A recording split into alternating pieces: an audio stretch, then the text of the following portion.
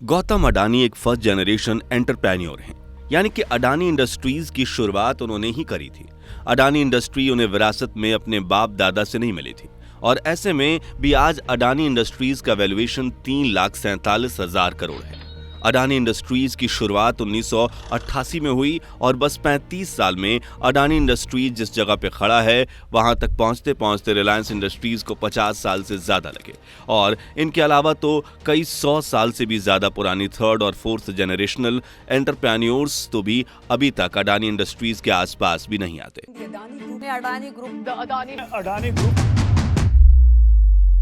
गौतम अडानी का जन्म गुजरात के एक मिडिल क्लास परिवार में हुआ था। गौतम अडानी के अलावा भी उनके 7 भाई बहन हैं। उनकी फैमिली टेक्सटाइल के बिजनेस में थी, लेकिन गौतम को हमेशा से कुछ अपना कुछ अलग करना था, तो वह गुजरात से मुंबई आ गए और अपनी जर्नी जेवरी बाजार में एक डायमंड सॉर्टर के रूप में शुरू की और आज अडानी इंडस्ट्रीज दुनिया के सबसे बड़े बिजनेस ग्रुप्स में गिनी जाती है। पर जितना बड़ा अडानी ग्रुप का मार्केट कैप है, आज उससे भी ज्यादा गौर करने वाली बात यह है कि अडानी ग्रुप के टोटल मार्केट कैप का 70% से भी ज्यादा अमाउंट उन पे लोन के तौर पे है और अगर अडानी इंडस्ट्रीज को अपना लोन स्क्वायर ऑफ करने पड़े तो गौतम अडानी की टोटल नेटवर्थ उनकी करंट नेटवर्थ से सीधा 1/3 रह जाएगी, जो कि एक बहुत चिंताजनक बात है। क्योंकि अगर आपने अपने पूरे जीवन में 100 रुपए कमाए और एक दिन आपसे उसमें से 70 रुपए देने को कहा जाए तो क्या आप दे देंगे? क्योंकि अगर हम इतिहास में देखें तो जितने भी स्कैमस्टर्स या कॉरपोरेट फ्रॉड हुए हैं, जैसे कि विजय माल्या स्कैम, जिसमें विजय माल्या पर उनकी नेटवर्थ का बस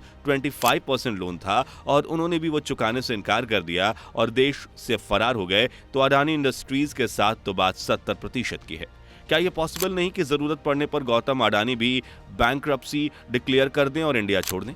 और वैसे भी चूंकि अडानी इंडस्ट्रीज के नंबर पिछले 10 सालों में जिस तेजी से बढ़े हैं, उतनी ही तेजी से बढ़े हैं उन पे लगने वाले इल्जाम। गौतम अडानी और अडानी इंडस्ट्रीज पे वैसे तो आए दिन काफी इल्जाम लगते रहते हैं, आपने कभी सुने भी होंगे। कंट्रोवर्सीज और इल्जाम तो अडानी इंडस्ट्रीज के साथ साथ चलते हैं, पर हर बार अडानी ग्रुप के स्पोक पर्सन या उनके प्रेस रिलीज में उन पे लगे इल्जामों को अडानी ग्रुप एक झटके से डिनाई कर देता है और अपने सही होने का एविडेंस भी नहीं दिया जाता है। तरक्की होने पे बदनामी तो होती है, ऐसा आप में से कई लोग सोच रहे होंगे, पर तरक्की तो और भी लोगों ने करी है। कुछ ने अडानी से ज्यादा भी करी है, पर इतने कंट्रोवर्सीज तो किसी के भी नहीं है। अब बिना आग के तो धुआं नहीं उठता, ये तो आपने सुना भी होगा। कंपनी की बुक्स मैनिपुलेट करने से लेकर ऑफशोर अकाउंट्स का यूज करके मनी लॉन्ड्रिंग में इन्वॉल्वमेंट, पॉलिटिकल करप्शन और गवर्नमेंट बायस के इल्जाम, उनके खिलाफ किसी भी आर्टिकल लिखने वाले जर्नलिस्ट पर डेफेमेशन का लॉ सूट फाइल करना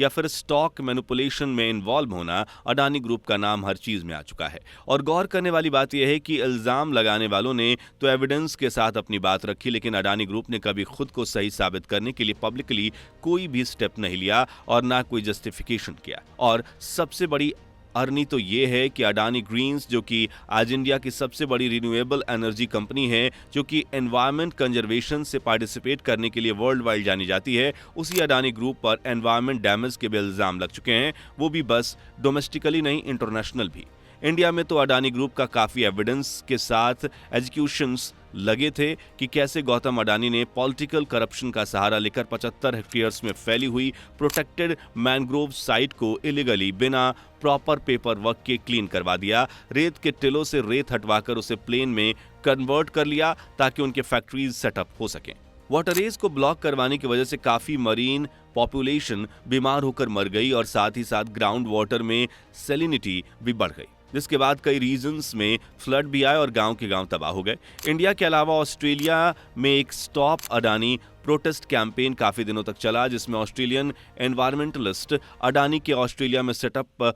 करमाइकल माइन को बंद करने की डिमांड्स रख रहे थे, जो कि अगर ऑपरेशनल रही तो ऑस्ट्रेलिया के नेचुरल इकोसिस्टम पर बहुत बुरा असर करेगी। तो सीधे सीधे कहा जाए तो चाहे वो अपने बुक्स को मैनिपुलेट करके उसमें अपने पावर इक्विपमेंट्स के ओवरऑल इंपोर्ट वैल्यूएशन को फॉल्स नंबर के साथ प्रेजेंट किया हो, टैक्सेस बचाने के लिए, या फिर ऑफशोर डमी अकाउंट्स का इस्तेमाल करके मॉरिशस और बहामास जैसी टैक्स हेवन कंट्रीज में ट्रांजैक्शन दिखाकर की गई मनी लॉन्ड्रिंग हो, या फिर सेबी चीफ माधवी पुरी बुच से कनेक्शन का सहारा लेकर इनसाइडर ट्रेडिंग करवा के अपने स्टॉक्स को अपर सर्किट पर रखना हो, या फिर और गौतम अडानी इन सब के लिए एक्यूज्ड हैं। कुछ साल पहले अडानी ग्रुप पर एक यूएस के इन्वेस्टमेंट रिसर्च फर्म हिडनबर्ग ने रिपोर्ट्स पब्लिक की, जिसमें उन्होंने अडानी के सारे एक्यूजेशन को एड्रेस किया और अडानी ग्रुप को एक्सपोज किया। Elsewhere in the markets today, major short seller Hindenburg Research putting out a market-moving call on Adani Group. It's the family-owned businesses of Asian billionaire Gautam Adani.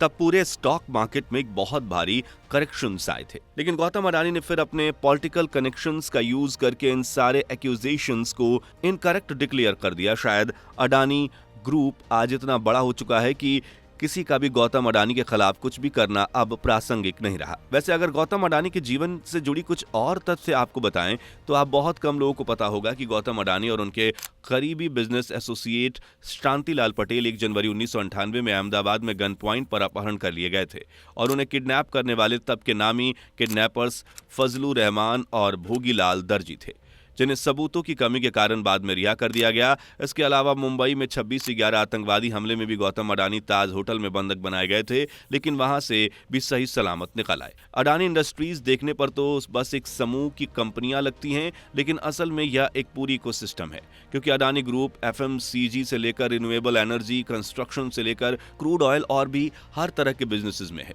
जिससे कि उनके कई सारे प्रोडक्ट्स और कंपनियों को क्लाइंट्स उनकी खुद की दूसरी कंपनियां हैं जो कि एक दूसरे पर निर्भर हैं, जो कि अडानी इंडस्ट्रीज को अपने आप ही एक सस्टेनेबल बनाता है, जिससे कि उनकी आउटसोर्स्ड रिसोर्सेज पर निर्भरता भी कम हो जाती है। अब इसी के साथ हम इस वीडियो को यहीं पे समाप्त करते हैं। अगर ये वीडियो आपको नॉलेजेबल और यूजफुल लगी हो तो कृपया इसे लाइक और शेयर करें, और ऐसे ही और भी नॉलेजेबल वीडियोस देखने के लिए चैनल को सब्सक्राइब कर लें, बेल आइकन के बटन को दबा लें, और अगर आप किसी और विषय पर वीडियो चाहते हैं तो कमेंट बॉक्स में बताएं। हम सबसे ज्यादा कमेंट किए गए विषय पर जल्द ही आपके लिए वीडियो लाएंगे।